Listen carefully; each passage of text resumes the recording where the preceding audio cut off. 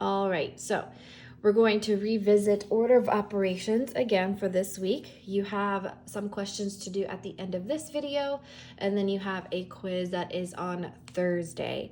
And I would show my face, but it's not pretty today, so we're not going to. I'm just going to do it like this.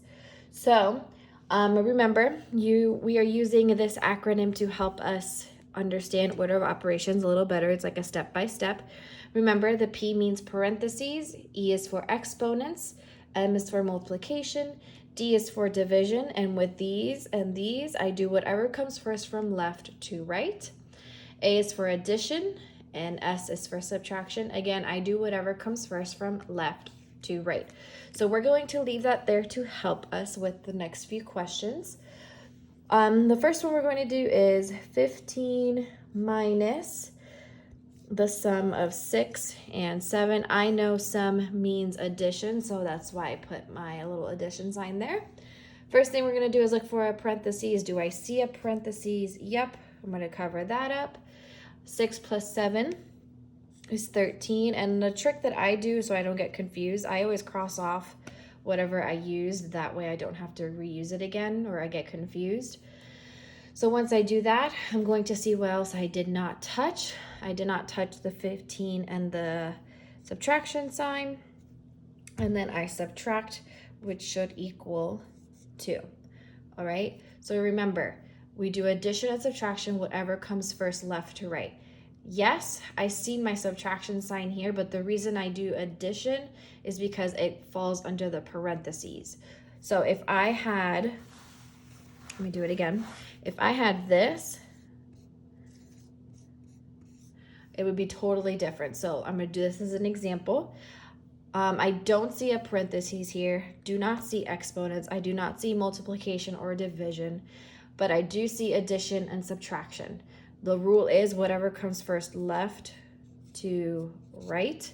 So I'm going to look. I see subtraction first, so I'm going to subtract. 15 minus 6 is 14, 13, 12, 11, 10, 9. Cross that off. I did not touch this 7. Plus 7 is going to be 10, 11, 12, 13, 14, 15, 16. So there's my answer. See how this answer is completely different to the one before. It's because you have to follow this rule. A lot of you guys, for your independent practice before, you guys were not following the rule. So we're going to do a couple more, and I really hope that while you are doing this at home, you're doing this with me on a piece of paper or something. That way you can get the hang on this, the hang of this. Wow, words are hard, guys. Next one, we're going to do 2 times the difference of 8 minus 1. So here we go. I'm going to use my acronym to help me out. I notice a parenthesis, so I'm doing parentheses. 8 minus 1 is 7. Cross that off. Bring down whatever I did not touch. So in this case, it's going to be the 2 and the multiplication sign.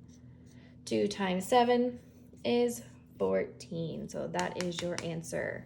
Okay, it would be a lot different if I did not have this parentheses here and I did something completely different. So let's do it just so I can show you. Remember, 14 was our answer before.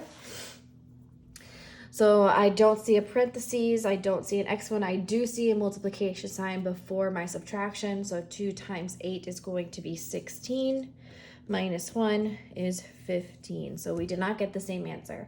So please make sure you are following those rules, all right?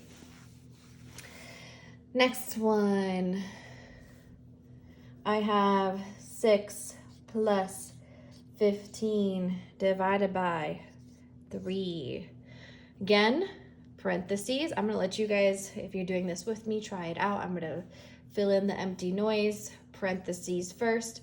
Then I notice I have an addition sign and I should get an answer. So hopefully by me talking, you guys are trying this out first, or you can pause me once I'm about to start in 3, 2, 1. Go ahead and pause right now if you're going to do it. If not, let's go. So 15 divided by 3, because I'm doing parentheses first, is going to be 5. I'll cross that off because I'm done with that. Moving on to my whatever I did not touch, so the plus sign, and my 6. 6 plus 5 is going to be 11. So you should have gotten that, hopefully. Okay, it's really not that hard. You guys just have to remember to follow this. And I always write it on top so I remember, because sometimes I get confused. But I just keep it up there, ask myself what comes next, and that's all really you gotta do. Okay, so you're gonna have about 3 to 4 problems to do independently, and then on Thursday you guys have your quiz on this. I'm gonna have some questions up there you guys have to answer and solve. And yeah, like I said in the beginning, if you have any questions, please do not hesitate to ask. And you will be seeing my face on Wednesday's assignment for science. So I will see you guys then. See ya.